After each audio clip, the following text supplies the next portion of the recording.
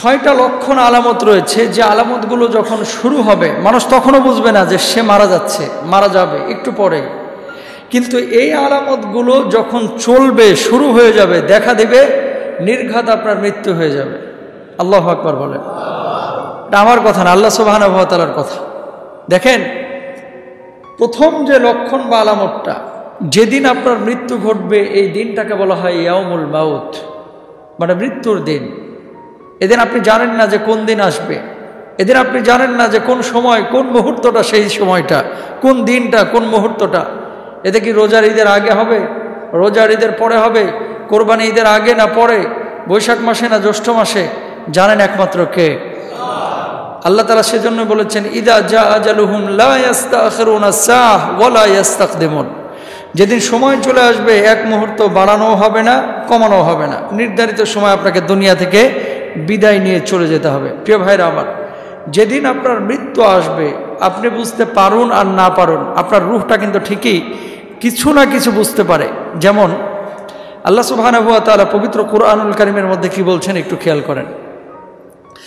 আমার আল্লাহ রাব্বুল আলামিন বলছেন, ওয়াত্তাকু ইয়াওমান তুরজাউনা ফীহি ইলাল্লাহ সুম্মা তুওয়াফা কুল্লু নাফসিম মা কাসাবাত ওয়া হুম লা ইউযলামুন।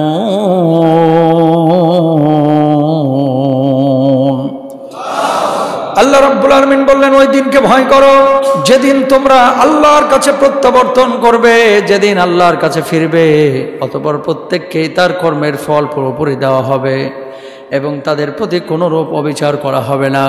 বন্ধুরা আমার, যেই দিন মানুষ দুনিয়া থেকে বিদায় নিয়ে চলে যাবে, মানুষ বুঝতে পারে না যে আজকে তার মওত হয়ে যাবে, কিন্তু রুহের মধ্যে একটা অস্থিরতা কাজ করে। অস্থিরতা কেমন যেন একটু অন্যরকম মনে হবে, চাপা অনুভব তার ভেতরে অনুভূত হবে, পেরেশানি কাজ করবে। কারণ যেদিন দুনিয়া থেকে সে বিদায় নেবে, দুনিয়ার জীবনের অধ্যায়ের সেদিন পরিসমাপ্তি ঘটবে, ঠিক কিনা? যেদিন আল্লাহ রাব্বুল আলামিন আপনাকে দুনিয়া থেকে বিদায় করবেন, সেদিন আসমান থেকে ফেরেশতা নামবে। ফেরেশতা, মানুষ যখন মুমূর্ষ অবস্থায় পতিত হবে, আল্লাহ রাব্বুল আলামিন যখন দুনিয়া থেকে তাকে নিয়ে যাবেন, মানুষজন ওই ফেরেশতাদেরকে দেখতে পাবে, কিন্তু তখনও বুঝবে না এই ফেরেশতারা কেন তার কাছে এসেছে, রূহ কবজ করার জন্য নাকি দুনিয়ার অন্য কোনো কাজ করার জন্য। সেদিন মানুষ তখনও বুঝতে পারবে না। বলুন আল্লাহু আকবার। এক নম্বর, ইয়াউমুল মাউত, যেদিন মৃত্যুর দিবস আসবে, সেদিন ফেরেশতারা যে আসমান থেকে নামবে আপনার কাছে আসবে, আপনি দেখবেন যে ফেরেশতা আমার কাছে এসেছে, কিন্তু আপনি বুঝতে পারবেন না যে কেন আমার কাছে আসলো। তখনও আপনি জানবেন না যে আমার মৃত্যুর দিনটা আজকের দিন। আল্লাহু আকবার। তাহলে এক নম্বর লক্ষণ কি? আকাশ থেকে ফেরেশতা নামবে। কি নামবে? ফেরেশতা নামবে। যেদিন আপনি মারা যাবেন সেদিন পেরেশানি কাজ করবে, সেদিন অস্থিরতা কাজ করবে। এবং মুমিনরা অনেক আগেই বুঝতে পারে। আল্লাহ রাব্বুল আলামিন তাদের হৃদয়ের মধ্যে এমন একটা চেতনার জাগরণ করে দেয় যে আমার পৃথিবীতে আর বেশি দিন সময় নেই, সুতরাং এখনই আমাকে সতর্ক হতে হবে, ছেলে মেয়েদেরকে ওসিয়ত করতে হবে, আমার সম্পত্তি যা আছে এগুলো যথাযথভাবে ওসিয়তের মাধ্যমে ভাগ বাটোয়ারা করতে হবে, যাতে করে আমার মৃত্যুর পরে মারামারি, ঝামেলা, ঝঞ্ঝাট তৈরি না হয়। আল্লাহু আকবার বলেন। এটা গেল এক নাম্বার।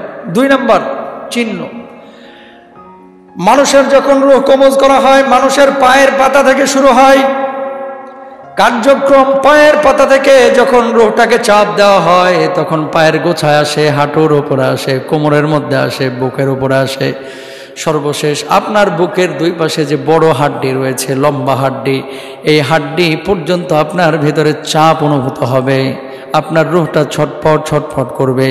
এই দুই নাম্বার আলামত যখন শুরু হবে, আপনি বুঝে নেবেন আপনার আর হায়াত নাই, দুনিয়া থেকে বিদায় নিয়ে আপনার আল্লাহর কাছে চলে যেতে হবে। বলুন আল্লাহু আকবার। দুই নাম্বার সিমটম। কিন্তু মজার বিষয় কি জানেন? দুঃখের বিষয়, বিষয়টি তিতা মনে হলো, বাস্তবতা এটাই, যখন আপনার ভিতর পেরেশানি কাজ করবে, তখনও আপনি জানেন না যে আপনার মৃত্যু একটু পরেই ঘটবে। আপনি বিপদে পড়েন না? এই পেট ব্যথা করে না, আপনার বুক ব্যথা করে না? যখন বুক ব্যথা করে, পেট ব্যথা করে, মনে হয় যেন মরে যাচ্ছি, কিন্তু মানুষ জানে যে হসপিটালে গেলে হয়তো আমি সুস্থ হয়ে যাব। মরে যাচ্ছি মনে হচ্ছে, কিন্তু মরে যাব এটা 100% না। কথা বলেন না? মনে হচ্ছে যে মরে যাচ্ছি, কিন্তু আপনার মনে আবার অন্যদিকে সায় দিচ্ছে যে হসপিটালে যা, তাহলে সুস্থ হয়ে যাবে, ডাক্তারের কাছে যা, মেডিসিন নে, তাহলে তুই ঠিক হয়ে যাবে। এরকম একটা চেতনা কাজ করে। ঠিক মানুষ যখন মারা যাবে, যখন রূহটা কবুজের প্রক্রিয়া শুরু হবে, মানুষ তখনও মনে করবে যে পৃথিবীতে অন্যান্য আমার তো অনেক রোগ বালাই ছিল, হয়তোবা এটাও একটা রোগ, একটু পরে হয়তোবা আমি ভালো হয়ে যাব। কিন্তু মানুষ বুঝবে না যে একটু পরে তার জীবনের বিনাশটা হয়ে যাবে। বলুন আল্লাহু আকবার। দেখেন কি মারাত্মক জিনিস। তাহলে আপনার রূহ কবুজের পালা, পায়ের পাতা থেকে আরোহণ করে গোসা, হাঁটু, পেট, নাভি, বুকের ওপর হয়ে মানব দেহের তারাক্কি, এই যে এপাশ থেকে এপাশের যে হাড্ডিটা, এই পর্যন্ত গিয়ে আপনার রূহটা থেমে যাবে। এই পর্যন্ত গিয়ে আপনার রূহ কবজের কার্যক্রম তখন শেষ হবে। আচ্ছা, যখন আপনার পা, রূহটা যখন পায়ের ওপর থেকে চলে যাবে, পাটা কি হয়ে যাবে? অবশ হয়ে যাবে। কি হয়ে যাবে? অবশ হয়ে যাবে। হাতের ওপর থেকে যখন চলে যাবে, হাতটা অবশ হয়ে যাবে, আপনি আর নাড়াচাড়া করতে পারবেন না। মানুষ তখনও মনে করবে পা আমার অবশ হয়েছে, হাত আমার অবশ হয়েছে, কি হয়েছে? আমার বুকের ভিতরে তো রূহটা আছে, হয়তো বা আমি বেঁচে যাব। কিন্তু মানুষ তখনও বুঝবে না। হ্যাঁ, তারপরে তৃতীয় ধাপ শুরু হবে। দেখেন আল্লাহ তাআলা কি বলছেন। এই ধাপের নাম হচ্ছে তারাকি। পবিত্র কোরআনুল কারীম সূরা কিয়ামত 26 থেকে 29 নম্বর আয়াতের মধ্যে আল্লাহ রাব্বুল আলামিন বলছেন, আমার আল্লাহ রাব্বুল আলামিন বলছেন, কাল্লা ইযা বালাগাতিত তারাকিয়া ওয়া কিলা মান রাক ওয়া যাল্লা আন্নাহুল ফিরাক ওয়ালতাফাতিস সাকু বিস-সাক। আল্লাহু আকবার বলেন। কে ঝাড়বে? অর্থাৎ আত্মীয় স্বজনদের কেউ কেউ বলবে ডাক্তার ডাকি, অন্যজন বলবে এমার্জেন্সিতে কল করি, আবার কেউ বলবে কোরআন পড়ে ফু দেই। এই পরিস্থিতিতে মানুষ জীবনে ফিরে আসার আশা করতে থাকবে। সে বিশ্বাসই করতে চাইবে না যে তার রূহটা আজকে বের হয়ে যাচ্ছে। সে মনে করবে বিদায়ের ক্ষণ এসে গেছে, অর্থাৎ সে এখনো মৃত্যুর বিষয়ে নিশ্চিত নয়, সে বাঁচার চেষ্টা করতে থাকবে। আল্লাহ রাব্বুল আলামিন বলছেন, ওয়ালতাফাতিস সাকু বিস-সাক, পায়ের গোছা অন্য গোছার সঙ্গে জড়িয়ে যাবে। মৃত্যুর বিষয় এখন সে চূড়ান্ত অনুভব করতে পারবে। রূহ গোছাদয় থেকে বের হয়ে গেছে, আর সে পা নাড়াতে পারবে না। এবং রূহ থেকে দেহ, যখন রূহ দেহ থেকে বের হয়ে তারাকিতে পৌঁছে গেছে, অর্থাৎ গলা পর্যন্ত পৌঁছে গেছে, এবার মানুষ বুঝতে পারবে কিছু একটা হয়েছে, হয়তোবা আমি আর বাঁচতে পারবো না। আল্লাহু আকবার। ওই দুনিয়ার মুসলমান, যখন আপনার রূহটাকে মালাকুল মউত এভাবে থাবা মেরে বের করবে, আপনি প্রথমে বুঝতে পারবেন না। বুঝতে পারবেন কখন? যখন একটার পর একটা অঙ্গ যখন অবশ হয়ে যাচ্ছে, ভেতরে পরিবর্তন যখন তৈরি হয়ে যাচ্ছে, মানুষ মনে করবে, আপনিও মনে করবে যে স্বাভাবিক অসুস্থতায় মনে হয় আপনার, হসপিটালে নিলেই মনে হয় সুস্থ হয়ে যাবেন, আইসিইউতে ঢুকাইলেই মনে হয় ভালো হয়ে যাবেন, এমার্জেন্সি ওই ডাক্তারের কাছে নিয়ে গেলেই হয়তো বা ভালো হয়ে যাবেন। অন্যান্য রোগের মতো মনে হবে। যখন দেখবে যে একটার পর একটা অঙ্গের সঙ্গে রূহের বিচ্ছেদ ঘটছে, তখন মানুষ এবার বুঝতে পারবে তৃতীয় ধাপে এসে যে হাই হাই, আমার তো সব কিছু বিকল হয়ে যাচ্ছে, মনে হয় আমার শেষ সময়, আজকের সময় মালাকুল মউত চলে এসেছে। বলুন আল্লাহু আকবার। এবার কি? কাল্লা ইযা বালাগাতিত তারাকি, কখনো না, যখন প্রাণ কণ্ঠগত হবে। এখন প্রাণটা কোথায় চলে এসেছে? কণ্ঠের কাছে। কণ্ঠ কোনটায়? গলাটা না? এই কণ্ঠের নিচ পর্যন্ত যখন আপনার প্রাণটা চলে আসবে, আল্লাহ সুবহানাহু ওয়া তাআলা এবার চতুর্থ ধাপ ঘটাবেন। এই চতুর্থ ধাপ কি? এই ধাপের নাম হচ্ছে হুলকুম। এই ধাপের নাম কি? হুলকুম। আল্লাহ রাব্বুল আলামিন বলছেন, ফালাউলা ইযা বালাগাতিল হুলকুম ওয়া আনতুম হিনাইযিন তানজুরুন ওয়া নাহনু আকরাবু ইলাইহি মিনকুম ওয়ালাকিন লা তুবসিরুন। বলুন আল্লাহু আকবার। আল্লাহ রাব্বুল আলামিন বলছেন, অতঃপর প্রাণ যখন কণ্ঠাগত হয়, তখন তোমরা তাকিয়ে থাকো, তখন আমি তোমাদের অপেক্ষা তার অধিক নিকটে থাকি, কিন্তু তোমরা সেটা বুঝতে পারো না, দেখতে পাও না। বলুন সুবহানাল্লাহ। রূহটা যখন আপনার কণ্ঠের কাছে এসেছে, আপনার কাছাকাছি না রূহটা? তখন আপনার ভেতরেই তো। আল্লাহ রাব্বুল আলামিন বলছে, এর চাইতে তোমার কাছে আমি কাছে, নিকটে, তুমি দেখতে পাও না। আল্লাহু আকবার বলেন। ওয়ানাহনু আকরাবু ইলাইহি মিনকুম ওয়ালাকিন লা তুবসিরুন, আমি তোমাদের অপেক্ষা তার অধিক নিকটতর, কিন্তু তোমরা দেখতে পাও না। মানুষের রূহ কবজের সময়টা জীবনের সবচাইতে কঠিন মুহূর্ত, কেননা তখন সে আল্লাহর সকল প্রতিশ্রুতি ও ভীতি দেখতে পায়। ভালো কাজ করলে সেগুলোর ফিডব্যাক দেখতে পায়, আর খারাপ কাজ করলে জাহান্নামের চিত্র দেখতে পায়। বলুন নাউজুবিল্লাহ। পঞ্চম ধাপ শুরু হইল। এই 1 থেকে 3 নম্বর আয়াতে তাফসীর ঘাটেন, দেখবেন সেখানে আল্লাহ তাআলা বলছেন যারা ঈমানদার মুমিন তাদের রূহগুলো খুব সহজে বের হয়ে যাবে, এদেরকে জান্নাতের চিত্রগুলো তুলে ধরা হবে। বদকার যারা, তারা বলবে আমাকে নিও না, রিকোয়েস্ট করবে। আর যারা সৎকার তারা বলবে মালাকুল মউত তাড়াতাড়ি আমার রূহটা কবজ করে, আল্লাহর সান্নিধ্যে আমি যাইতে চাই। বারবার বলবে আমার কবরে নিয়ে যাও। বদকার বলবে ও সন্তান তোর জন্য বাড়ি বানাইলাম, ও সন্তান তোর জন্য গাড়ি বানাইলাম, তোর জন্য এত আয়োজন করলাম, তুই আমার কেন বাড়ি থেকে বের করছিস? ও সন্তান কেন আমার ব্লেড দিয়ে তুই আমার গায়ের পাঞ্জাবিগুলো জামাগুলো কেটে দিলি, আমার লুঙ্গিটা কেটে দিলি, কেন আমার প্যান্টটা কেটে দিলি? তুই আমার নিস না, কোথায় নিয়ে যাচ্ছিস? আমার বাড়ি থেকে আমাকে কোথাও নিস না। সন্তান বাপের ডাক শুনবে না, সন্তান ঠিকই বাড়ি থেকে বের করবে।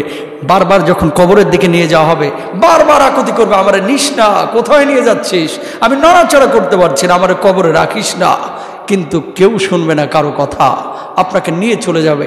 আর যদি সৎকার আপনি হয়ে থাকেন, নামাজি হন, রোজাদার হন, হালাল জীবনযাপন যদি আপনি করেন, সন্তানকে তখন বলবে যে দেরি করিস কেন, তাড়াতাড়ি আমার লাশটারে ধোয়া, তাড়াতাড়ি কবরে নিয়ে যা, তাড়াতাড়ি আমার রবের কাছে আমারে ধোয়াই। বলুন আল্লাহু আকবার।